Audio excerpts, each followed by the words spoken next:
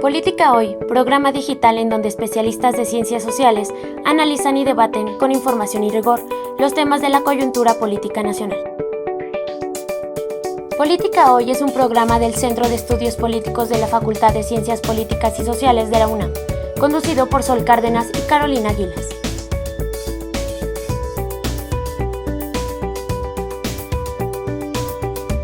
Política Hoy, es momento de debatir y analizar la política. Hola, ¿qué tal? Buenas tardes, bienvenidas y bienvenidos.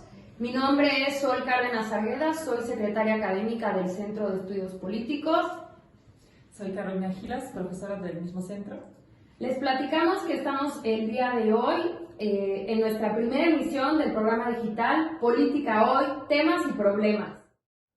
El programa se publicará mensualmente en las redes del Centro de Estudios Políticos. El objetivo general es generar debates, discusiones, deliberaciones políticas, buscando construir un espacio abierto, plural y diverso. En este espacio invitaremos a expertas, a expertos, a personas actoras políticas y sobre todo se hablará sobre temas de coyuntura política nacional y supongo que en algunos casos también, ¿por qué no?, internacional. A continuación nos dará algunas palabras inaugurales Fernando Ayala Blanco, el coordinador del Centro de Estudios Políticos. Adelante, Fernando. Buenos días, Sol, ¿qué tal? ¿Cómo están todas, todos?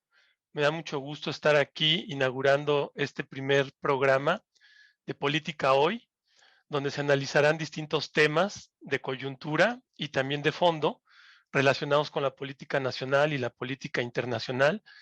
Es realmente un gusto que hayan tenido esta iniciativa los doctores Francisco Reveles, Francisco González Ayerdi y el doctor Marco Arellano, y que lo hayan vinculado este proyecto con el Centro de Estudios Políticos, pues para retomar un espacio a partir de estas nuevas tecnologías en donde se realicen discusiones y reflexiones en torno a todo lo que está aconteciendo tanto a nivel nacional como a nivel internacional. Por lo tanto, pues bueno, espero que sea la primera de muchas y que sea ya consuetudinario, en donde periódicamente se estén realizando este tipo de programas de análisis, donde seguramente participarán académicos, investigadores, tanto del Centro de Estudios Políticos como de otros centros. Me incluyo, ¿no? También que participaré en algún momento en alguno de los programas. Y pues realmente deseo mucho éxito, que estoy seguro que así será, a este proyecto para que tenga la incidencia y la trascendencia que merecemos, ¿no? Tanto los estudiantes como los académicos en esta importante Facultad de Ciencias Políticas y Sociales de la UNAM. Así que sin más, pues mucho éxito en todo este evento y pues damos el banderazo de salida. Me da gusto saludarles. Hasta luego. Gracias, Fernando, por tus palabras. Tenemos invitada de lujo a la profesora Carolina Gilas, que será conmigo y a través de los siguientes episodios conductora también. Ahora daré la palabra al profesor Francisco González Ayerdi para que nos explique cuál es el propósito de lo que hablaremos el día de hoy. Buenas tardes a todos. Debo añadir que además del doctor Marco Arellano y del que tiene la voz, el doctor Francisco Reveles Vázquez, profesor de tiempo completo de esta facultad, ha sido uno de los promotores de esta iniciativa y con ello también reiteramos el agradecimiento al apoyo institucional que ha recibido esta misión. El Centro de Estudios Políticos de la Facultad de Ciencias Políticas y Sociales de la UNAM es responsable de la formación de especialistas en los procesos, problemas, situaciones y temas consustanciales a las relaciones políticas en nuestro ámbito nacional, mismas que definen la actuación del poder político y la directriz que éste imprime a toda la sociedad. Este punto de gravedad se relaciona con un contexto más amplio, que es el sistema político internacional o las relaciones entre los estados. Nuestro centro ha conducido sus esfuerzos y capacidades a la docencia, la investigación, a la publicación periódica de la revista Estudios Políticos, misma que ha cubierto varias décadas. En esas páginas se han expuesto y discutido todos los contenidos que definen a la ciencia política. El CEP, como es más comúnmente conocido, es un ámbito de docencia, investigación y difusión de la cultura. Política Hoy es un programa digital. Se sitúa en esta perspectiva y en la circunstancia de escenarios políticos más complejos, ocupando un lugar central en ellos la instalación de la democracia en nuestro país. Esta forma de convivencia política requiere de bases más sólidas, informada y reflexiva. Política Hoy asume esa agenda. Nuestra emisión asume que el conocimiento es un reto permanente, pues se refiere a conflictos subyacentes y explícitos de la vida política nacional e internacional. Entonces, es momento propicio y obligado de encontrar nuevas vías de expresión al quehacer de este Centro de Estudios Políticos. La emisión aspira a proyectar la importancia y la singularidad del análisis universitario. Se trata de un espacio que retoma la herencia de los medios y materiales de difusión generados al paso de la trayectoria del CEP, uniéndola con los nuevos medios digitales. Es una emisión institucional, sustentada en los principios universitarios de conocimiento generado con apego a reglas académicas, serias, rigurosas, metódicas y reflexionadas. La pluralidad de los enfoques o interpretaciones sobre los temas que serán tratados asume la autonomía universitaria en el sentido de la más amplia libertad de expresión y de opinión. Su identidad institucional conduce a la difusión de la cultura, concepto acuñado en el proyecto histórico de la universidad de llevar la cultura fuera de los planteles o recintos escolares. La emisión constará de la justificación del tema a tratar, una presentación editorial para dar marco de referencia a la temática, los datos imprescindibles de los invitados o participantes. Los conductores actuarán como entrevistadores o animadores de las participaciones. Son nuestras aspiraciones construir un espacio de análisis, reflexión, diálogo y conocimiento de los principales acontecimientos, sucesos, dilemas, decisiones y repercusiones de los procesos y actores de la vida política nacional. Animar con frescura, oportunidad, pertenencia y accesibilidad el examen de los procesos políticos claves para entender el presente y futuro de nuestra democracia. Dar proyección al quehacer docente, investigativo y de difusión del Centro de Estudios Políticos de la máxima casa de estudios. Establecer un diálogo permanente con la audiencia, que ésta se constituya con la presencia sobresaliente de las nuevas generaciones de universitarios, politólogos, científicos sociales, ciudadanas y ciudadanos. Bienvenidos a Política Hoy. Muchas gracias, profesor. Bueno, pues sin más preámbulo, empecemos con el tema: revocación de mandato, pugnas en gabinete presidencial, sucesión anticipada. Les platico que los comentaristas tendrán de 4 a 5 minutos para responder algunas de las preguntas. Ahora bien, la primera pregunta: desde su punto de vista y analizando el contexto en el que se ha desarrollado el proceso de la revocación de mandato, ¿consideran que se trata de un ejercicio de democracia directa que marca un hito en nuestra historia? Carolina, ¿tú qué opinas? Pues híjole, tengo que decirte, Sol, que me parece una pregunta no tan sencilla de contestar, ¿no? La primera reacción sería, pues no, pues cuadrito, ¿no? En el sentido de que no veo que este ejercicio podría ser considerado o podría dar pie a una profundización, una mejora de nuestra democracia. Pero en un segundo momento, con un segundo pensamiento, pues puede ser que sí, pero lamentablemente en un sentido negativo. ¿A qué me refiero? Estamos frente a un ejercicio que pretende pues, colocar un nuevo modelo, un nuevo tipo de relaciones entre el Poder Ejecutivo y la ciudadanía, Pero más allá de dar pie a una genuina intervención o debate sobre el desempeño presidencial, sobre la pertinencia o no de las decisiones políticas que la presidencia toma o las consecuencias de esas decisiones, estamos frente pues, a un ejercicio mucho más superficial, me parece. En este sentido, me llega a la mente lo que dijo mi querida Maya Marwan esta semana en una entrevista que dio en Reforma, cuando habla de que pues, lo que está haciendo el presidente es ponerse frente al espejito y decirle, espejito, espejito, dime quién es el presidente más bonito, y que lo que espera es que el espejito le conteste, pues usted, mi señor presidente, ¿no? Estamos un poco en esa lógica, las preguntas están mal planteadas, son inconstitucionales, no responden a lo que realmente tendría que ser un ejercicio de revocación de mandato.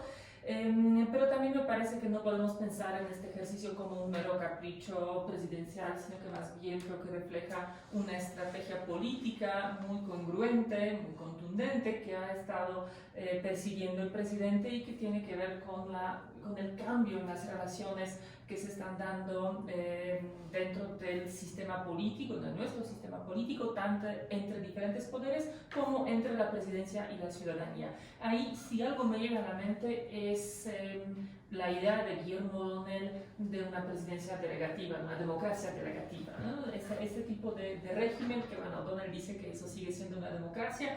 Yo, cada vez que lo leo, de repente tengo dudas si realmente podemos seguir considerando esas democracias delegativas como democracias, al menos como democracias plenas. Así que no sé si podemos hablar realmente de un hito y si eso va a ser, si va a ser esto un cambio, un antes y después, creo que no va a ser un cambio favorable. Gracias, Carolina. Marco, ¿tú qué piensas? Híjole, bueno, antes que nada, gracias Carolina, gracias Sol, el profesor José Sayedi, un gusto estar con ustedes el día de hoy.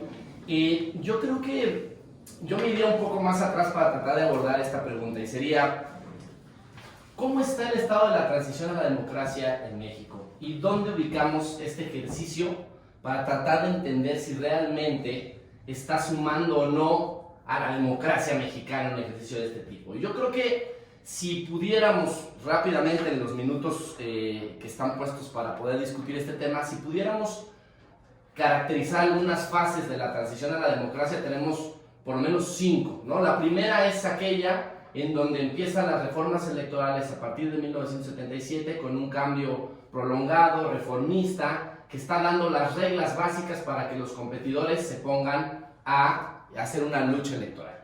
En una segunda fase, que la ubicaría hacia los 90s del siglo pasado, se institucionaliza las elecciones con un instituto que permite y facilita la organización de las elecciones, un instituto ciudadano. Se materializa esa vieja pugna que había de una persona, un voto, ¿no? Hay credencial de elector, hay tinta indeleble, y de repente, pues tenemos la segunda fase de la transición a la democracia. Una tercera la ubicaría en el año 2000 con la alternancia, ¿no? Después de 70 años de gobierno de un solo partido, llega un nuevo partido, el Partido Acción Nacional, y pues estamos en esta tercera fase, este idilio democrático de alternancia, ¿no? Una cuarta fase la ubicaría, forzando un poco solo para tratar de atajar el tema de la revocación, lo que sucede precisamente en el perfeccionamiento de las reglas electorales a partir del año 2000 y que nos va a llevar a 2018. Son 18 años en donde 3 distintos partidos gobiernan a nivel federal. Las elecciones cuentan, son periódicas, se hacen bien, procedimentalmente están bien marcadas, está en toda la disposición normativa y la gente va y vota y premia y castiga a gobernantes. Esa es la cuarta fase.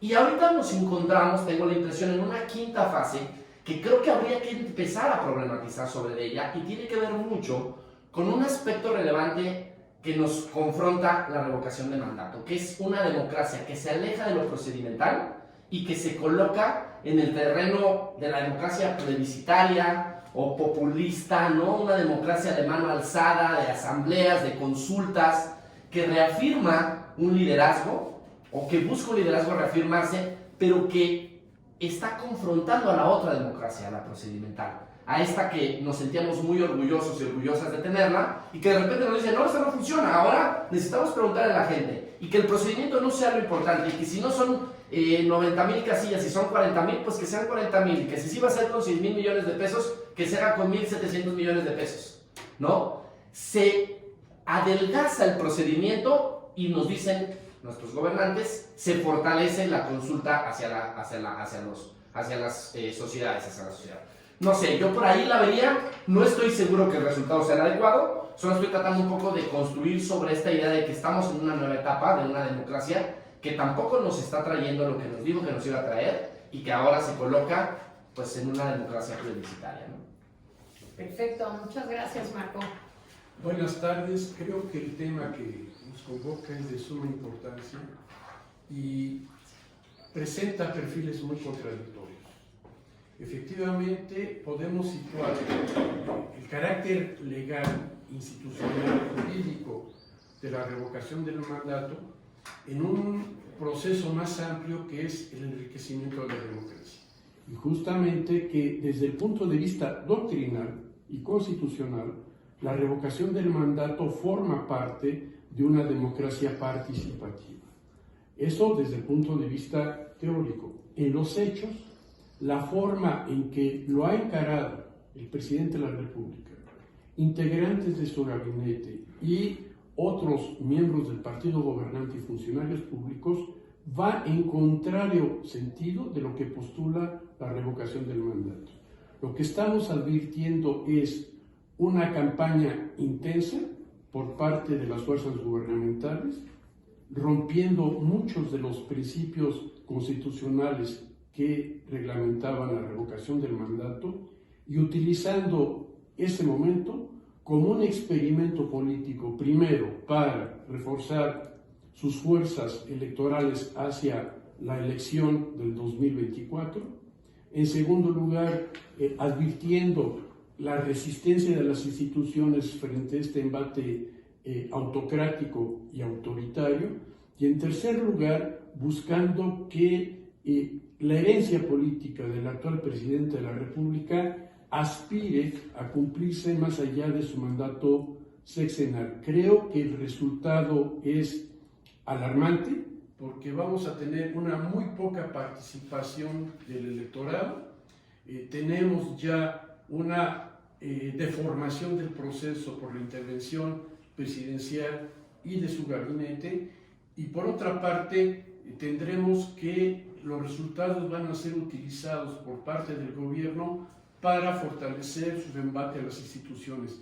Todo esto parecería que solamente interesa o atañe a quienes nos ocupamos del análisis político, pero lo grave es que pueden ser elementos que conduzcan a una estrategia mucho más intensa de debilitamiento de las instituciones políticas y con ello del régimen democrático que tanto trabajo nos ha costado a varias generaciones llevar a cabo. Gracias.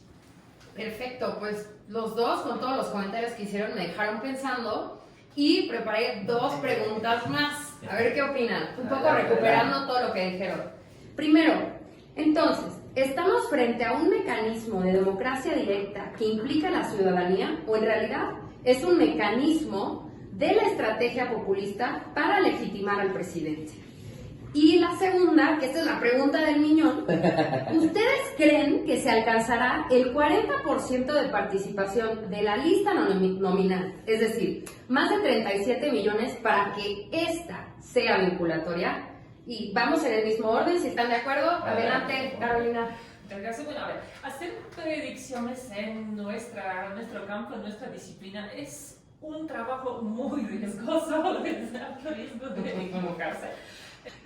Pero arriesgándome a esa posible equivocación, yo creo que no vamos a alcanzar el 40%, lo difícil, o sea, hay, por varias razones, ¿no? Una tiene que ver con lo que señalaba Marco, de ese menor número de casillas que se está instalando derivados de las restricciones presupuestales. Eso implica que simplemente las personas que sí quieran votar pueden verse en dificultades en encontrar una casilla cercana, o implicará quizá que las filas van a ser más largas y ahí vamos a ver qué tanto pues, fervor, ¿no?, habrá en quienes quieran votar, si estarán dispuestos, por ejemplo, a esperar 1 hora, 2 horas, no sé, fuera de la casilla, si es que realmente estemos ante una concurrencia amplia.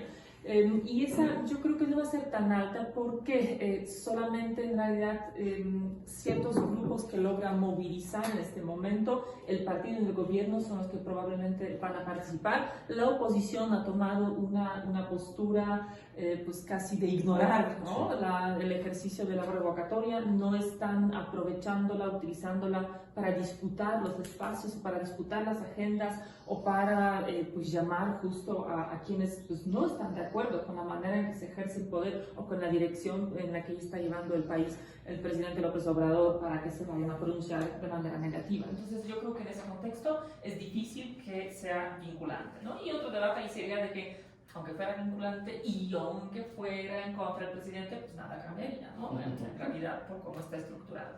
Y tu primera pregunta, yo creo que no es un mecanismo de democracia directa, ¿no? En primer lugar, yo tengo que confesar que no soy fan de las revocatorias de mandato. O sea, me parece que de todo el espectro de mecanismos de participación ciudadana, la revocatoria es la que es pues más controvertida, introduce diferentes complejidades para un sistema político.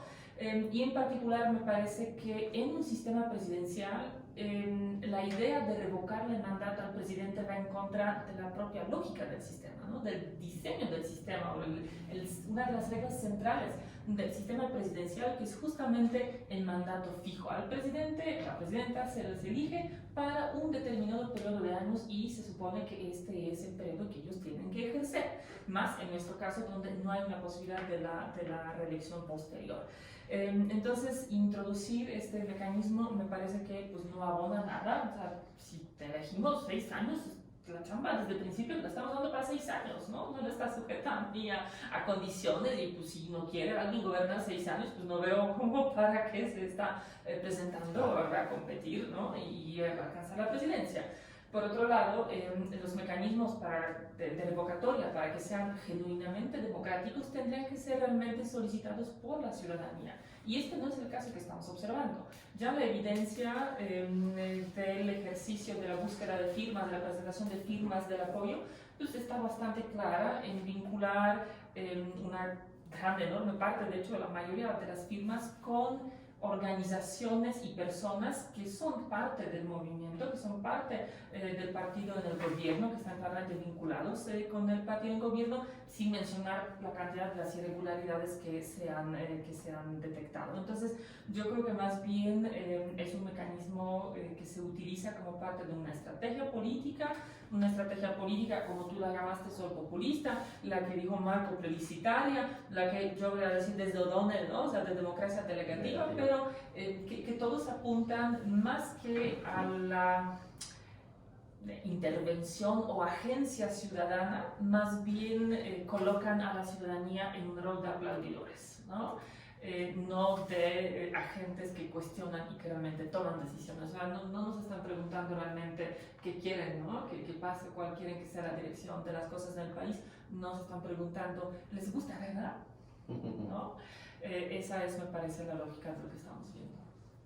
Muy bien. Marco. Bueno, continuando con lo que dice Carolina, en efecto, yo también no me gustaría hacer una predicción, pero me atrevo a lanzar la predicción. No se va a lograr el 40%, por 3 razones. Fundamentalmente, un 40% del electorado se logra si tienes un despliegue institucional de por lo menos 100.000 casillas instaladas. En la elección de 2018 instalaron 96.000 casillas, ahorita se van a instalar 40.000.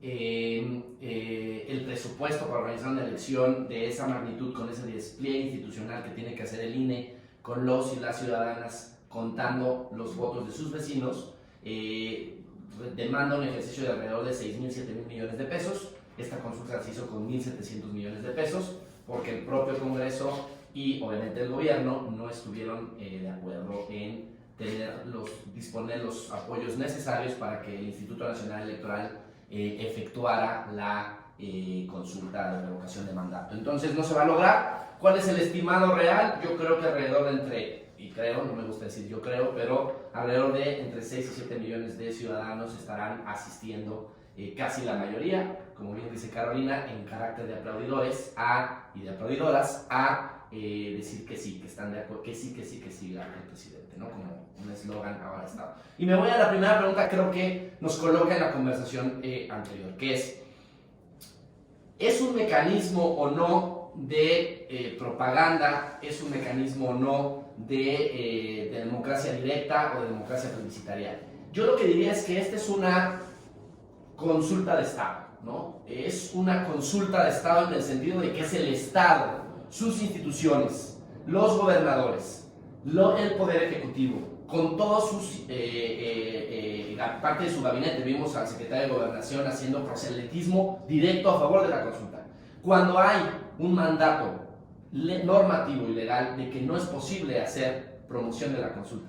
Entonces, la consulta es una consulta de Estado, hay que decirlo tal cual. Y está enmarcada en un ejercicio de propaganda política del presidente. Con la palabra que me gustó de Carolina, buscando aplaudidores y aplaudidoras, ¿no? Entonces, es una consulta de Estado que transforma, distorsiona y empobrece el mecanismo de revocación de mandato. Que habemos quienes somos fans y quienes no somos menos. Yo tampoco me declaro en un sistema presidencial, en un régimen presidencial, tener estos mecanismos, pero bueno, la oposición casualmente fue la que hizo la ley de revocación de mandato y es la misma, ahora es el gobierno el que implementa la revocación de mandato. Entonces se ha empobrecido, se ha distorsionado el mecanismo y lo que se está generando es un desasosiego en la sociedad. Sociedad, ciudadanos, ciudadanas, la gente no tiene claridad de qué hago, asisto, no asisto, digo sí, digo no, no estoy a favor, pero si voy entonces estoy legitimando la consulta y eso termina siendo algo que no solo empobrece la consulta, sino también a la deliberación pública. Y eso es muy delicado, y el único que sale ventajoso aquí pues es el partido del gobierno y el gobierno en especial, ¿no? Entonces, gracias. Perfecto. Profesor Francisco. Todos los argumentos que me han antecedido son contundentes, son indisputables. Yo quisiera agregar solamente un par de comentarios, comenzando por el de las cifras. Efectivamente, Marco tiene razón en una probable estimación de la asistencia de los votantes a este 10 de abril. Solamente me gustaría en este punto señalar lo siguiente. Al 25 de marzo de este año, el número total de la lista de electores sumaba un total de 93.609.497 inscritos con credencial para votar. Calculando, el 40% constituye un total de 37.479.979 ciudadanos. Como se ve, son cifras muy ambiciosas. Y referir también que en la consulta pasada, que tenía como propósito señalar responsabilidad política de los gobiernos anteriores, solamente asistió a las urnas el 7.11% del electorado, algo así como 6.6 millones de participantes, con lo cual difícilmente estas cifras podrán ser superadas. Esta es la ambición, es el deseo, es el proyecto que tiene el gobierno y el partido Morena de rebasar esa cifra de los 7 millones y convertir la asistencia a las urnas el 10 de abril en un respaldo político al presidente. Ahora bien, creo que lo que se ha dicho es muy importante porque lo que se advierte en la escena política es que quienes participan activamente en la promoción de esta no revocación del mandato son solamente el núcleo más cercano al presidente de la República. Podríamos decir que esta consulta se da en un vacío social, en un vacío de participación. No hay expresiones ciudadanas que estén interesadas realmente en acudir este 10 de abril. Ahora bien, Marco señalaba al final que esto conduce a dudas en la propia sociedad de cuál es la conducta a seguir. En una democracia es tan legítimo y válido acudir como no acudir. Eso es una responsabilidad que cada uno de nosotros tendrá que asumir. Lo que sí es, creo que bastante evidente, es que la promoción ha estado a cargo fundamentalmente del gobierno, buscando darle el sentido de apoyo al presidente de la República, con todas las violaciones que ya se han advertido en el marco legal. Y creo que deberíamos de destacar cómo, a pesar de las condiciones adversas y de la rijosidad del presidente, el Instituto Nacional Electoral ha cumplido cabalmente con su compromiso constitucional de llevar a cabo este proceso, aun si están estas condiciones adversas y alteratorias del procedimiento. Justamente, me he estado obviamente tomando nota de todo lo que nos han ido comentando, platicando, analizando, y en el sentido de lo último que mencionó el profesor Francisco, quería plantearles dos preguntas. Entonces, por un lado, en el sentido de los datos tan pertinentes que nos presentaron tanto Marco como Francisco, ¿qué opinión les merece el papel del INE en este proceso? Y sobre todo, ¿cómo analizan esta relación entre el presidente y el INE, específicamente en este contexto? Entonces, Carolina, por favor.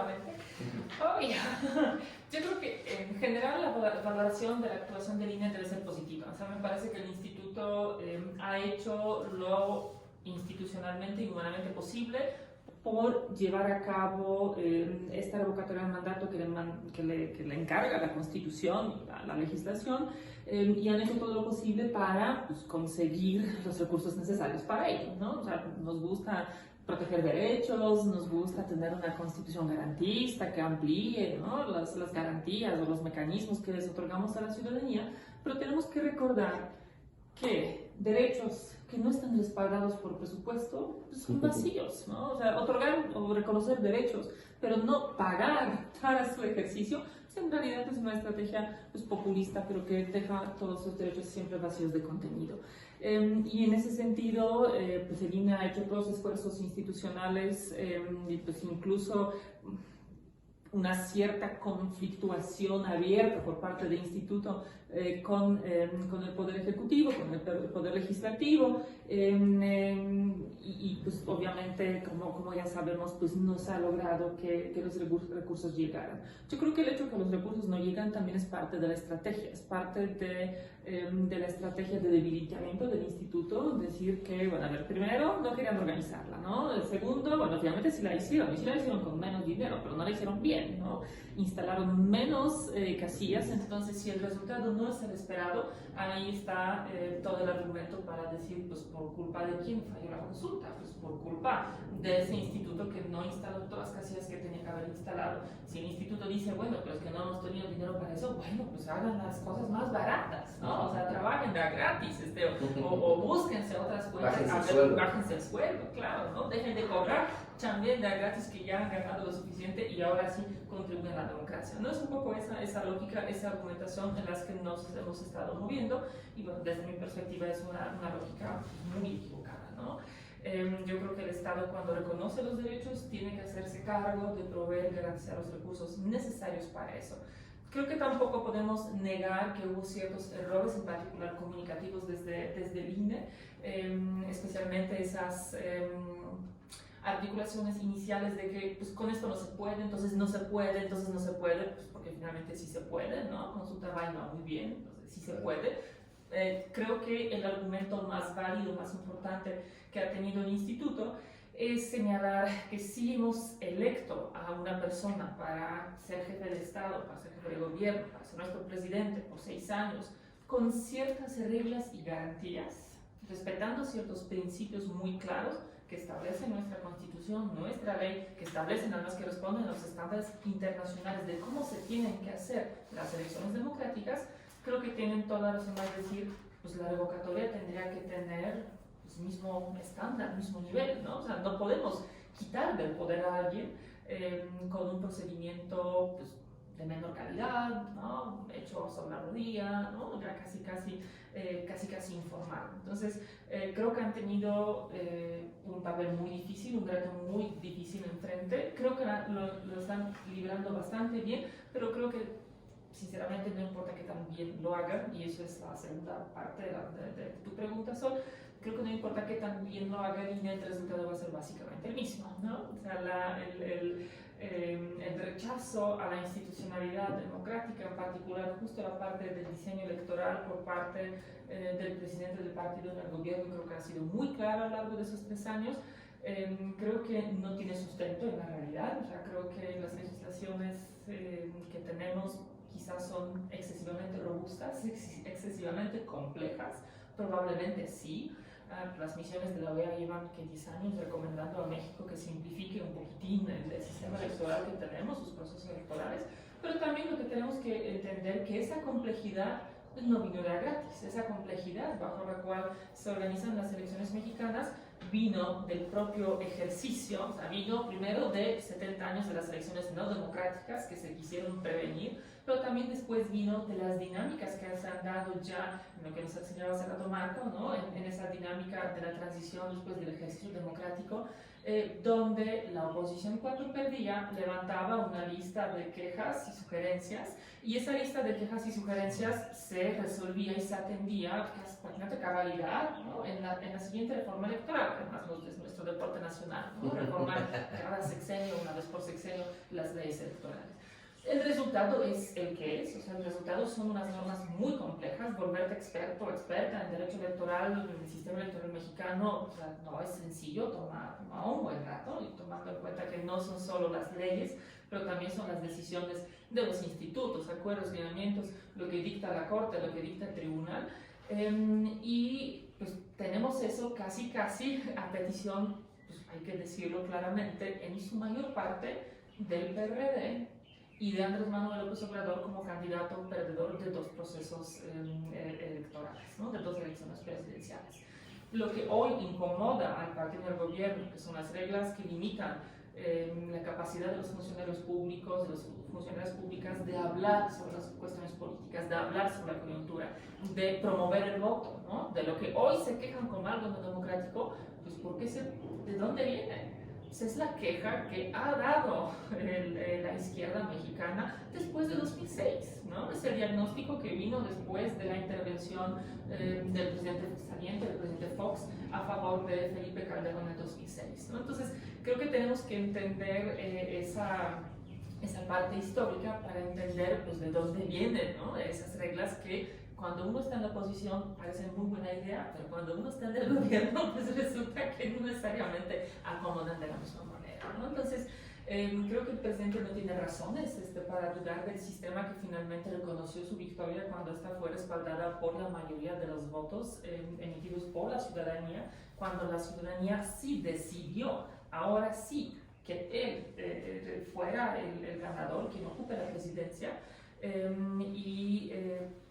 a mí realmente me preocupan mucho esos ataques a la institución, esas expresiones, incluso pues, la secretaria de Gobernación, la cita es terrible, es muy triste, o sea, decir, y van a pasar aquí con cola entre las patas porque los vamos a quitar a todos, porque se van a ir todos, porque nosotros vamos a poder poner nuevas reglas y nosotros vamos a poner entonces nueva gente de nuestra confianza que lo va a estar manejando, pues me parece que de ninguna manera tiene cabida en una democracia, ¿no? Una democracia, uno de los principios es el respeto entre las instituciones del Estado, el respeto a sus facultades constitucionales, y pues eso es lo que no tenemos, ¿no? Y la destrucción del INE, yo creo que no va a llevarnos a ningún puerto.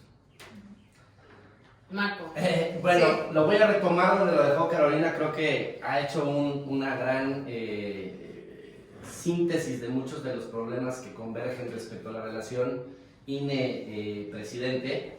Y diría 2 cosas. La primera es, se ha hablado mucho de que hay una captura de los órganos autónomos constitucionales en México, que la llegada de este nuevo gobierno y del presidente Andrés Manuel López Obrador ha generado paulatinamente una captura de distintos órganos autónomos constitucionales, ¿no? Y el INE parecía, o parece ser, es el último, la última, en lenguaje de jóvenes, la última gema del guante de Thanos, ¿no? Que hace falta, la del INE, ¿no? Espero que todos entiendan la referencia, y si no, pues bueno, ya no habrá manera de volverle a explicar. Y podremos decir que hay 5 factores bajo los cuales podemos determinar, hablando de esta complejidad del sistema electoral, hay 5 factores bajo los cuales podemos determinar si un organismo autónomo como el del INE puede ser capturado o no. 5 muy rápidos. 1, en su presupuesto. 2, en su sistema decisional, es decir, que afectes en el consejo metiendo consejeros a modo, ¿no? Entonces, hablo presupuesto, sistema decisional. Probablemente un tercero es en las reformas, ¿no? O sea, que reformes la ley y que vayas articulando la ley. 4, que le quites la capacidad de acción y lo limites a un trabajo, digamos, netamente administrativo. Y 5, que le atentes contra su legitimidad, que desconozcas a la autoridad como árbitro. Esos 5 elementos hoy están en el escenario político, los 5. Se le afecta con presupuesto, se le amenaza con una reforma electoral, se le ha infiltrado con su sistema decisional y además tiene una crisis de legitimidad fincada por el gobierno, ¿no? Si juntamos esto y lo conecto con lo que decía Carolina, que todas las reformas electorales, hay quienes hemos contado 14 grandes reformas, otros 11, otros 9, desde el 77 para acá, yo ya perdí la cuenta, no me quiero meter en la precisión de cuántas son, pero que la mayoría de estas reformas electorales han sido producto de una inconformidad en el proceso electoral anterior de la oposición y que se ha colocado como el escenario de conversación y discusión en el legislativo a posteriori, tomando ese argumento, lo cual es cierto. La revocación de mandato es la derrota de una supuesta oposición construida por el propio gobierno para pedir la reforma electoral. Me explico. No vamos a perder una elección. Lo que vamos a perder es, o lo que vamos a evidenciar es que estamos perdiendo en la forma en la que se organizó la revocación de mandato. Y entonces necesito una reforma electoral. Ese es el riesgo que está en juego de la reforma, de la reforma que viene. Y el pretexto es la revocatoria de mandato. Entonces, porque no hacía sentido que la reforma fuera anteriormente. Las reformas siempre son por los opositores que pierden en una elección. Y ahora, pues el presidente había ganado, no podía hacer una reforma, pero va a perder, no en la revocatoria, esa la va a ganar, pero va a perder en la evidencia de que no se hizo bien, que no se convocó a los suficientes, y entonces viene la reforma. Para mí eso es lo delicado, y el INE es el sparring del presidente para ello, ¿no? Vamos a ver si sobreviven. Hay que estar muy puntuales y muy exigentes como sociedad, que el INE, más allá de sus consejeros y de su diseño institucional, el INE tiene la función o cumple la función de organizar elecciones, facilitar y organizar elecciones libres, limpias y auténticas y periódicamente. Si eso lo debilitamos con baja presupuesto, con modelos administrativamente con debilidad o con fragilidad, tendemos a regresar 50 años en el pasado de los procesos electorales que nos quejábamos, en donde no había esa solvencia técnica, administrativa, procedimental en el diseño de la ley, ¿no? Entonces, pues bueno, hay algo que habrá que observar este 10 de abril después de eso. Gracias. Profesor Francisco. Es poco lo que se puede agregar a este examen tan preciso, tan bien orientado, y que alerta sobre el uso que hará la autoridad gubernamental de los resultados de la convocatoria del 10 de abril, porque hay las suficientes evidencias para pensar que cualquiera que sea el resultado, el presidente de la República y los núcleos políticos que giran alrededor de él lo utilizarán para un embate en contra del INE, para promocionar una reforma regresiva al sistema electoral y colocar a la democracia en un punto de quiebre muy difícil de superar. Debemos simplemente recordar que el INE ha sido una autoridad, un árbitro que ha logrado resolver el punto no único, pero sí el punto más sensible de una democracia, que es el llevar a cabo las elecciones y que el resultado electoral corresponda a la voluntad de los ciudadanos. En este último episodio ha sido un lugar muy incómodo, muy difícil de desempeñar adecuadamente a todos los integrantes del INE, porque se han visto sometidos a una campaña de desprestigio, a una campaña de acoso verbal y, como ya se mencionó en anteriores intervenciones, a el ahogamiento presupuestal para que encontraran la mayor dificultad en llevar a cabo la revocación del mandato. En ese sentido, creo que hay que retener que las anteriores reformas electorales, si bien surgieron de inconformidad respecto de los resultados de la elección, o bien se dieron con el propósito de redefinir las actuaciones primero del IFE, después del INE, fueron procesos que surgieron después de un amplio debate, que fueron propuestas que al inicio fueron iniciadas por el presidente de la República, pero a partir de 1996 por el conjunto de los partidos políticos, y que convocaron a intervención de la sociedad y de expertos para darle el sentido a las posibles reformas electorales. Todo esto se pretende echar por la borda e imponer un proyecto unilateral por parte del gobierno. Entonces, creo que el horizonte que seguirá después de la revocación del mandato va a ser una presión muy intensa en dar lugar a una reforma electoral regresiva y que se imponga sobre los ciudadanos. Gracias, profesor. Y pues bueno, oigan, con esto cerramos el primer segmento, que es revocación de mandato, y vamos a un segundo segmento, que son las disputas en el gabinete presidencial como muestra de la sucesión adelantada. Bueno, pues de este segmento va la primera pregunta. ¿Consideran que el proceso iniciado por el presidente para elegir a su sucesor se adelantó y puede generar divisiones internas en su partido que afecten la continuidad de su proyecto de cara a las elecciones del 2024? Y antes que la respondan, vamos a cambiar el orden de las participaciones. Entonces, en primer lugar, Marco, Carolina y al último el profesor Francisco. Entonces, adelante. Ok, a ver, yo sobre esto tendría que decir fundamentalmente que el presidente fue educado y tiene ADN priista, 100%.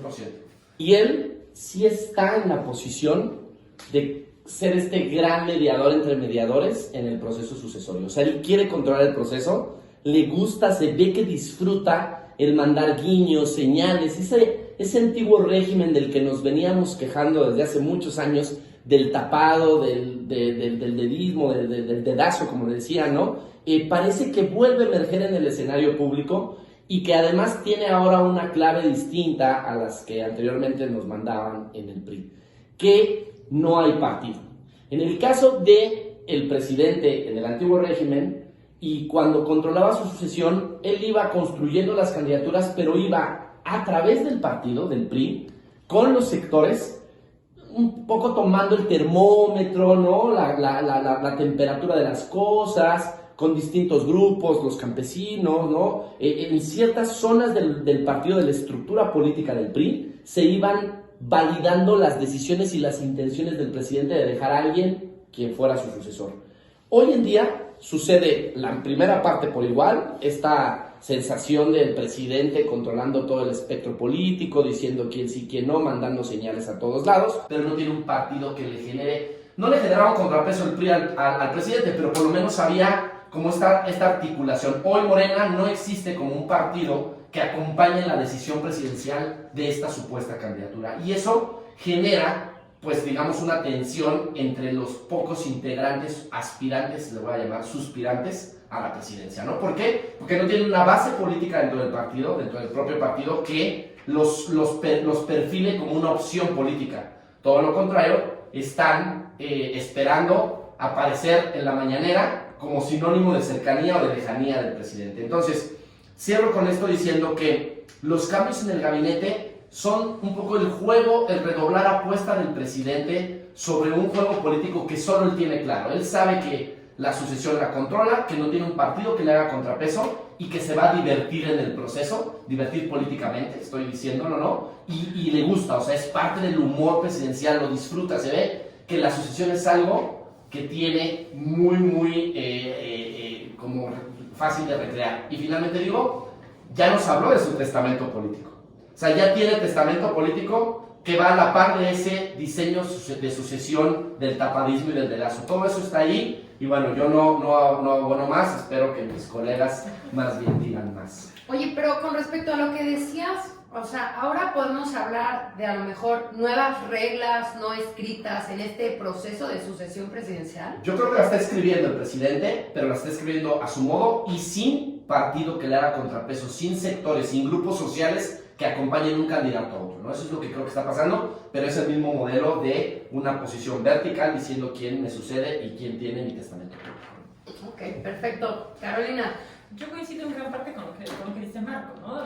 Diría que esas reglas pues, las está haciendo el presidente y además los está haciendo sobre la marcha, ¿no? O sea, también creo que disfruta el proceso, que sabe que su voz, ¿no? O sea, señalamiento de esa persona, ese hombre o esa mujer, que hay esas especulaciones muy importantes sobre la jefa de gobierno en particular, van a ser a quienes yo voy a respaldar en la contienda 2024 y sabe que al hacerlo la persona que se va a ver beneficiada con este respaldo pues tendrá pues muchas posibilidades, ¿no? de ganar en esta elección de 2024, como ya lo hemos visto, ¿no? Tanto en la propia campaña 2018 sí, como en las elecciones intermedias, que justo esa capacidad presidencial de señalar candidatos o que el acompañamiento presidencial hacia las candidaturas les ha estado colocando en un escenario distinto, ¿no? Podemos decir que pues, hay quienes definitivamente no hubieran ganado nada jamás en la vida si no hubiera sido por ese respaldo, por las fotos, ¿no? Que se han podido tomar y usarlas en campaña. Entonces, creo que lo disfruta, que lo está viendo de esa manera. Si es anticipado, bueno, pues podríamos decir quizá algunos que sí, en el sentido que pareciera que el país tiene problemas un poquitín más graves que empezar 4 años antes de, porque bueno, es que ahora ha empezado, ¿no? O sea, ya llevamos que un año y medio con el tema, entonces uno podría asumir que tenemos problemas un poquitín más urgentes, más profundos, más graves para tratar en lo cotidiano en lugar de la elección de 2024, pero otra vez creo que justo corresponde a una estrategia, a una lógica, ¿no? Lo que estamos viendo es como toda esa serie de respaldos, pero también jalones de rienda, ¿no? O sea, hoy te apapacho, pero ahorita ya vas al rincón, hoy apapacho al otro, ¿no? O sea, hemos visto ese tipo de situaciones, de cambios, y en ese sentido yo no estoy segura si el presidente ya lo tiene tan claro. O sea, ese testamento político creo que fue vigente en el momento en el que se expresó, pero como todos los testamentos está sujeto a cambios y modificaciones hasta el mero momento, hasta la mera hora, ¿no? Entonces creo que todavía de alguna manera ese juego de hoy te papacho, hoy te mando al rincón, ¿no? Te alejo, me acerco, también es quizá una especie de prueba por la que están pasando los suspirantes, ¿no? como los llamo Marco, en serio ver si aguantan la vara, si no se quejan, si no van a empezar a salirse, digamos, del círculo, ¿no? presidencial y tratar de construir sus candidaturas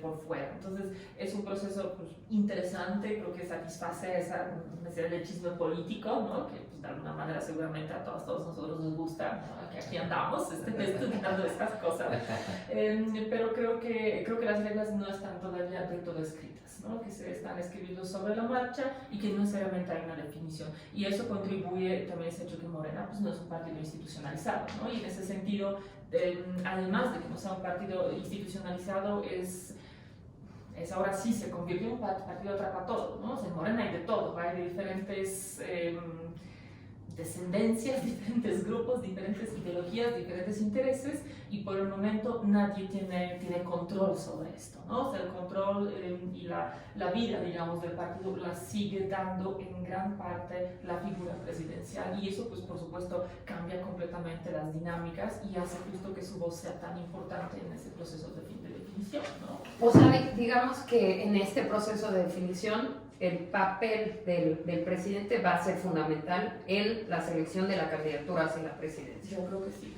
A la presidencia y a todos los demás cargos, porque creo que eso va a ir también de alguna manera en conjunto. Muy bien. Profesor Francisco. Pues yo veo a un presidente lo más irresponsable que podría ser en una coyuntura política tan delicada. ¿Por qué considero que el presidente es completamente irresponsable? En primer lugar, porque está desatando un conjunto de posiciones, de ambiciones, de movimientos tácticos y estratégicos en su propio grupo de poder. Y si el modelo que él pretende reeditar es que el presidente de la República tiene la suficiente fuerza, el suficiente poder para condicionar todo el proceso electoral, está profundamente equivocado. Primero porque tenemos ya un engrosamiento del electorado, un comportamiento del electorado que ha manifestado su completa soberanía. Entonces es muy difícil que la figura presidencial sea capaz de conducir la voluntad del electorado mexicano. En segundo lugar, porque, como hemos visto, los conflictos que han surgido en el gabinete han alcanzado una gravedad muy seria y que deja todavía heridas muy abiertas. La confrontación entre el Procurador General de la República, la anterior secretaria de Gobernación, hoy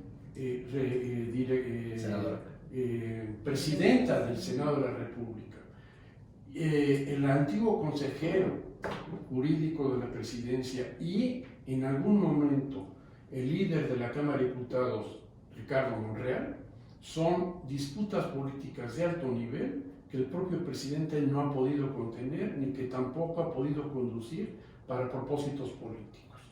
En segundo lugar está que difícilmente se va a reeditar, pienso yo, es un pronóstico, si se quiere, muy anticipado, difícilmente se puede reeditar una mayoría electoral como la que logró López Obrador en su candidatura de 2018.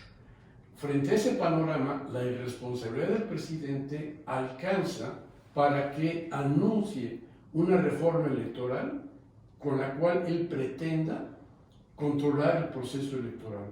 Entonces, la perspectiva del 2024 es muy preocupante porque el presidente actual de nuestro país está jugando una posición muy irresponsable en la cual no le va a importar a él y a su núcleo político las violaciones más flagrantes de la ley con tal de defender sus posiciones políticas.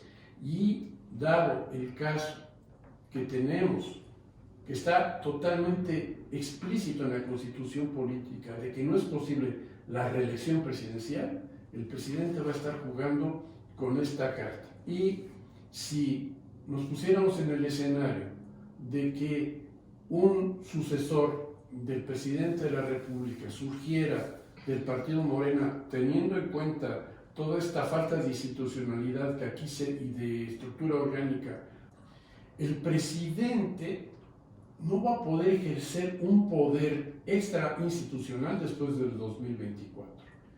¿De qué manera va a intervenir en las decisiones del gobierno que surjan cuando el presidente de la República que sea elegido, o presidente de la República que en 2024 asuma la responsabilidad, decisiones que tiene que tomar en materia sendaria, en materia de política económica, en política de seguridad, en materia de política internacional, que López Obrador intente la revisión del maximato es su mayor irresponsabilidad que pueda cometer.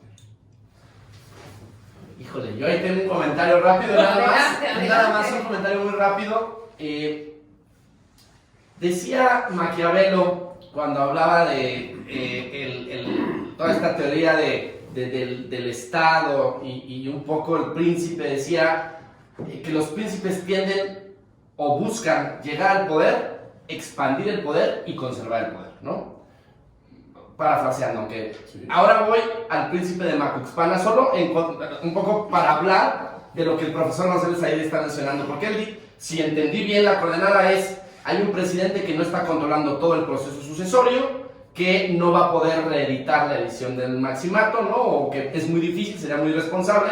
Y entonces yo lanzo esta querella solo por decir, el príncipe de Macuspana llegó al poder, ha expandido su tramo de control, ha designado 4 ministros de la Corte, lo que ningún presidente había hecho, tiene una mayoría en la Cámara, lo que sí había otros presidentes que lo habían hecho, pero una mayoría dogmática y correligionaria de te sigo a donde vayas, ¿no? Prácticamente ha cooptado la mayoría de los órganos constitucionales de que le generan contrapeso, y yo no lo veo tan cómodo con estas querellas de su gabinete, pero tampoco lo veo preocupado. Entonces, solo lanzo esto porque ha llegado, ha conservado el poder y lo está expandiendo.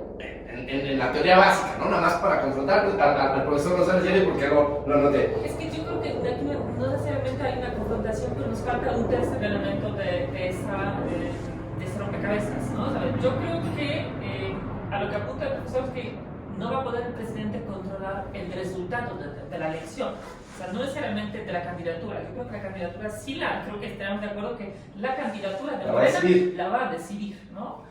No va a poder controlar el resultado electoral en el sentido que sí la ciudadanía mexicana, creo que también todos consideramos, es una ciudadanía que sabe utilizar su voto, que sabe votar, que considera y que si quiere que se vayan, se van a ir.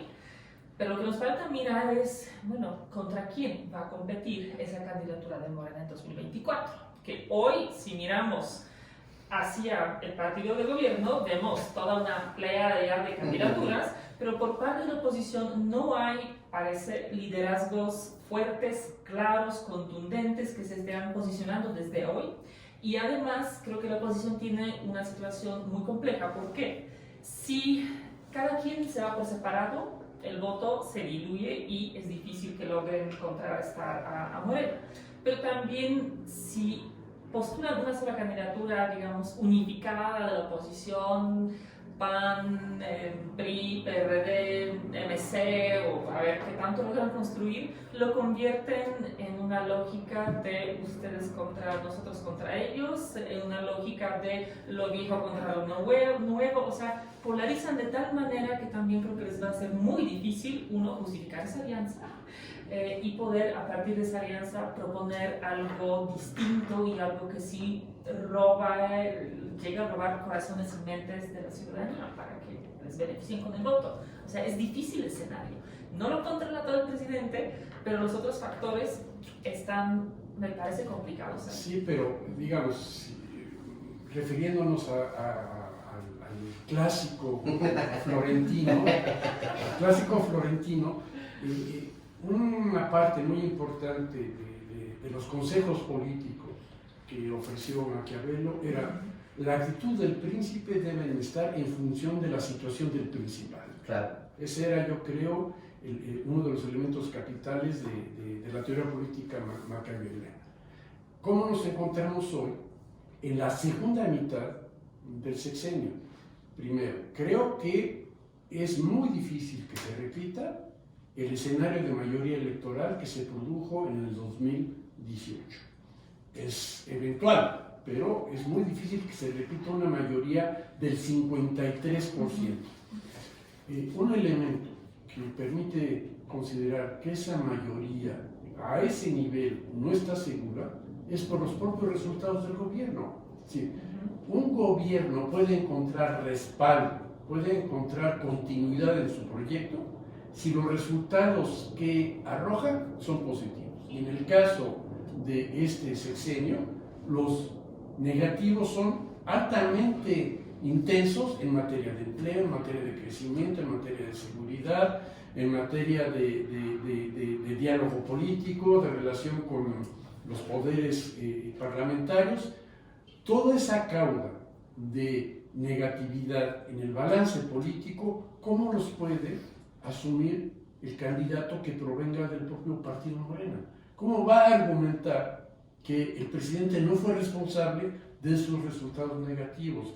Si trata de ser atractivo para el electorado, tendrán que ofrecer una plataforma diferente a las acciones del gobierno actual. Entonces yo veo muy comprometida la posibilidad de que el candidato que surge en Morena pueda tener ese arrastre electoral. Y en segundo lugar, yo creo que en las elecciones federales los votos se mueven. Tenemos una parte muy importante de voto que se intercambia, de voto volátil que se le ha llamado. Entonces las campañas cuentan y el desarrollo de la campaña va a pesar en el resultado final. Se habla, digamos, aquí escuché a Mónica y su argumento es muy bien armado y creo que incluso se expresa en otros ámbitos de la opinión política nacional. La oposición no cuenta con figuras relevantes que le puedan hacer una competencia intensa al candidato oficialista. Creo que un candidato también se construye y hemos visto ejemplos, si quieren, muy poco notorios, muy poco presentes, pero hay casos ya de figuras políticas que son capaces de enfrentarse decididamente a la figura de López Obrador. No quiero mencionar a ninguna de ellas porque si no, se estaría pensando en que probablemente yo estaría simpatizando por algún candidato, pero creo que en los liderazgos políticos que hoy actúan en el país hay más de 10 nombres que podrían ser citados para ser un candidato de unidad de la oposición y al mismo tiempo ser un digno representante de los valores republicanos y democráticos del país. Bueno, pues ahí va la pregunta inevitable. Entonces, el proceso de sucesión presidencial, de acuerdo con su opinión, que se viene, ¿creen que se repliquen las reglas no escritas del PRI hegemónico? ¿O en su caso es todo lo contrario? Marco. Yo creo que lo delicado de este proceso de sucesión es que justo las reglas del PRI no se van a reeditar, esas quedaron en el pasado, pero no hay reglas para este nuevo modelo. Lo preocupante sería, o lo preocupante desde mi perspectiva, es que nuevamente estamos personalizando el poder como hacía muchos años no lo referenciábamos, ¿no? O sea, vivimos una sucesión presidencial de Peña Nieto, siendo el presidente, y una sucesión presidencial de Fox, siendo el presidente y dejando a un candidato suspirante, después aspirante, que no era su favorito, ¿no? En el caso de Fox con Calderón, y en el caso de Peña Nieto, pues parece que sí era su favorito, pero fue un candidato muy traslúcido, muy gris, ¿no? Pero parecía que ya el sistema político en general había trascendido esta sensación de que un solo hombre decide todo. Y ahora reeditamos esta expresión de una sucesión controlada, con un mediador, con un gran dedazo, con alguien que va controlando todo, y esa es una sola persona. Con otras reglas, creo yo, unas reglas no escritas que él está construyendo, divirtiéndose un poco, ¿no?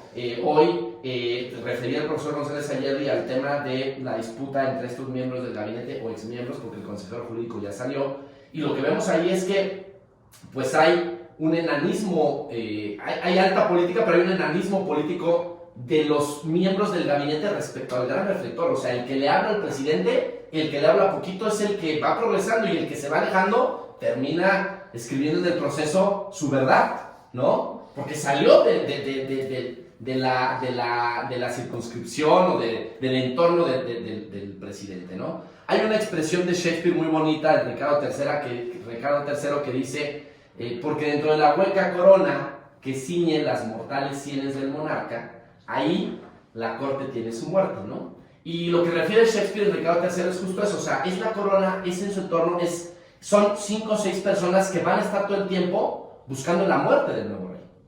Y aquí yo no veo ningún aspirante que esté buscando, estoy hablando en términos metafóricos, la muerte política, es decir, cuando hago la ruptura, como la hizo Calderón con Fox, como la han hecho aquellos que han querido ser. Aquí todo el tiempo el proceso está, hasta donde llevamos, en los 4 años que llevamos, a la esperanza de lo que diga de manera personal, unipersonal y vertical el presidente. Entonces, son nuevas reglas que no conocemos más que él. Pero creo que aquí se nos olvida algo.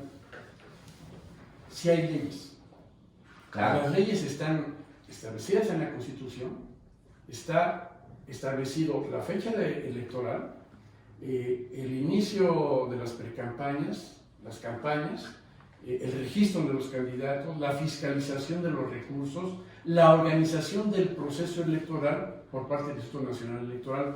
Sí contamos con reglas, y son reglas estrictamente fundadas jurídicamente. Lo que estamos contemplando es el propósito del partido gobernante o de la figura gobernante de ir en contra de esa normatividad, y aún en el caso de que el presidente lograse, que veo difícil, que se instrumentara una nueva ley electoral, constitucionalmente es imposible que rija para la elección del 2024.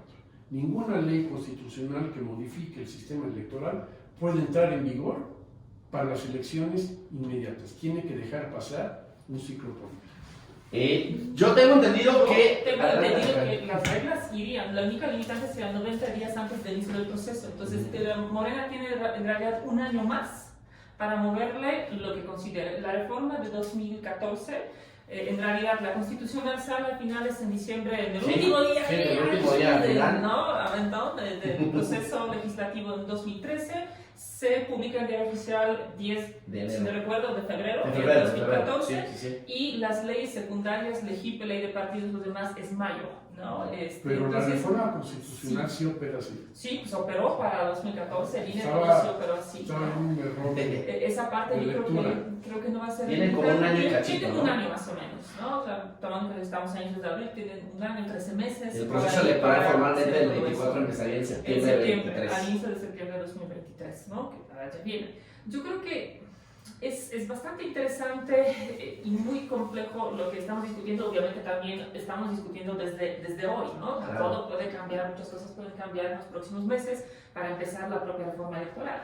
Si realmente se logra, en qué medida, qué va a implicar, ¿no? Independientemente incluso de la reforma electoral, pues vienen cambios en el INE. Salen Lorenzo Córdoba, otros 3 consejeros, lo que también va a reconfigurar, por supuesto, el órgano, y también va a hacer que las mismas reglas podrán ser interpretadas de manera distinta, ¿no? Que también esa es una de las especialidades mexicanas, y ahí finalmente todo terminaría en las disputas en el Tribunal Electoral, pero también el Tribunal Electoral pues, nos ha dejado pautas sobre decisiones pues, muy diversas y a veces contradictorias, ¿no? en estos años. Entonces, todo eso plantea un escenario complejo, ¿no?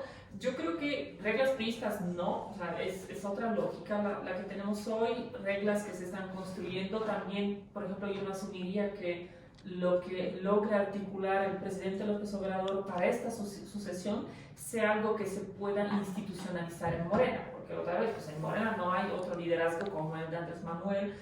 Ese parece ser, es un partido construido sobre una persona, no necesariamente sobre un programa o una visión, ¿no? Estás construido sobre un liderazgo por el momento. Obviamente mucho depende de cómo la Morena se estará articulando, de cómo quienes ejercen ciertos liderazgos al interior del partido se piensan a sí mismos más allá, o a sí mismas más allá de la figura presidencial y más allá de este sexenio, ¿no? Todo eso pues no lo sabemos del todo. Hoy sí hay ese actor político que controla gran parte de estos procesos al interior del partido político. Y, por ejemplo, yo no estaría tan segura que esa candidatura presidencial que emerja, ¿no? En gran parte desde la voluntad presidencial, aunque, por supuesto, yo creo que el presidente, como es un jugador político, yo creo que muy talentoso, está analizando la realidad, está viendo todo lo que está ocurriendo, cómo se están moviendo las fuerzas, cómo se están moviendo los partidos de oposición, y todo eso lo está tomando en cuenta, ¿no? Supongo que es una persona capaz de imponer su voluntad más allá de una realidad que nosotros podríamos decir, no, pues no tendría que ser fulanita o fulanito, sino perenganito.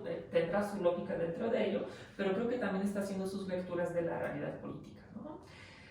Lo que no estoy tan segura es que esa candidatura que emerja de este proceso realmente tendrá que postularse en contra o, digamos, matar al padre político para poder construirse en una candidatura exitosa, porque tenemos que reconocer que finalmente la ciudadanía vota por muchas razones distintas. Hay personas que votan evaluando, como decía el profesor Francisco, eso lo hicieron bien, eso lo hicieron mal, hay más mal que bien, yo no voy con esa opción, voy con algún otro. Pero hay muchas personas que votan por otras razones. políticas, ¿no?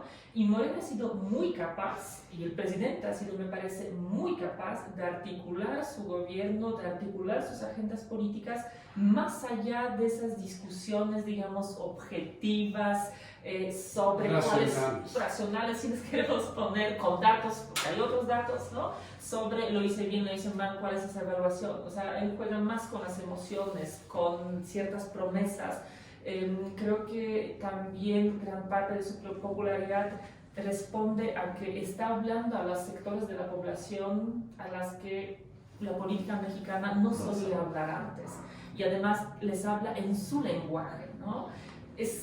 Tiene capacidad de generar esa relación que, bueno, yo tampoco dudo que hay liderazgos, hay personajes interesantes en la oposición, pero no sé si van a ser capaces de confrontarse a eso, porque me parece que una crítica racional, por ejemplo, una campaña que va a decir no lo han hecho bien, no sé si va a ser suficiente para jalar los votos y ganar la presidencia. O sea, mi preocupación en ese sentido de la competencia, tampoco quiere decir que hay una candidatura que hoy en un momento que va a decir, ay, sí, le firmo, ¿no? Y la apoyo, tampoco. Pero creo que siempre es saludable en la democracia cuando haya actores políticos fuertes que compitan realmente y de manera efectiva por el poder, ¿no? O sea, creo que de eso se trata la democracia. Y en ese sentido, mi preocupación va en qué medida la oposición tiene o logra esa capacidad de ofrecer algo, un proyecto, algo más allá de una revisión de esto lo hicieron mal, aquí tenemos problemas, sino algo que haga que la gente comparta su visión, su proyecto y quiera sumarse a ese proyecto, que insisto, es muy exitoso en eso el presidente, ¿no? Aunque también tiene razón usted, profesor, ha perdido ciertos sectores que lo respaldaron en 2018, probablemente hoy no le van a estar otorgando el mismo respaldo, quizá no lo harán en 2024, ¿no? Pero también no necesitan 53%. ¿No? Claro. Las elecciones mexicanas, si tenemos pluralidad de candidaturas, pues con 30 y pico uno se puede arreglar perfectamente y ganar, ¿no? Entonces, ponderando todos esos factores, tengo preocupación por cómo va a ser esa contienda del 24. Yo también tengo la preocupación, pero los candidatos se forman, los candidatos se foguean y hemos visto que posibilidades de pactos históricos, de programas comunes entre fuerzas políticas muy diferentes, ya las experimentó el gobierno de Peña Nieto con el Pacto por México. Ya hemos visto cómo estos tres partidos, PRI, PRD y PAN, se sostuvieron en las campañas electorales para gobernadores. Hemos visto cómo se han mantenido en el bloque de contendencia, de continencia en el Senado y cómo han transitado por el camino difícil de la Cámara de Diputados donde las mayorías son muy frágiles. Entonces no hay que ver con tanto desánimo a la oposición. La oposición también puede desarrollarse, ¿no? Y hay casos históricos que así lo han demostrado. Oigan, pues sí, ¿que alguien más quiere agregar algo? No, todo bien. Pues voy a dejar una pregunta, no la van a responder, pero creo que en algún episodio más adelante podríamos platicarlo, discutirlo, y me dejaron pensando, ¿qué porcentaje del voto en México es racional? ¿Y qué tanto peso sigue teniendo el voto clientelar y corporativo? Entonces, bueno, yo hasta aquí dejaría esta pregunta al aire, también para los que nos están observando, siguiendo, digamos, la transmisión, y pues bueno, con esto cerramos el segmento. Bueno, pues muchísimas gracias a nuestros doctores, doctora del Centro de Estudios Políticos por todo lo que nos invitaron a reflexionar, por todo lo que analizaron y bueno, quedamos creo con muchas preguntas también. Tuvimos algunas respuestas, pero quedan preguntas. Entonces los invitamos a seguirnos, a ver los siguientes episodios donde seguiremos discutiendo, analizando y platicando sobre distintos temas de coyuntura política.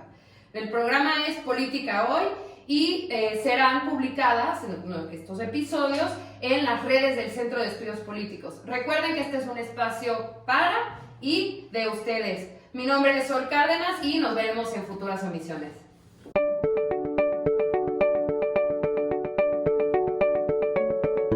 Política Hoy, programa digital en donde especialistas de ciencias sociales analizan y debaten con información y rigor los temas de la coyuntura política nacional. Política Hoy es un programa del Centro de Estudios Políticos de la Facultad de Ciencias Políticas y Sociales de la UNAM, conducido por Sol Cárdenas y Carolina Gilas.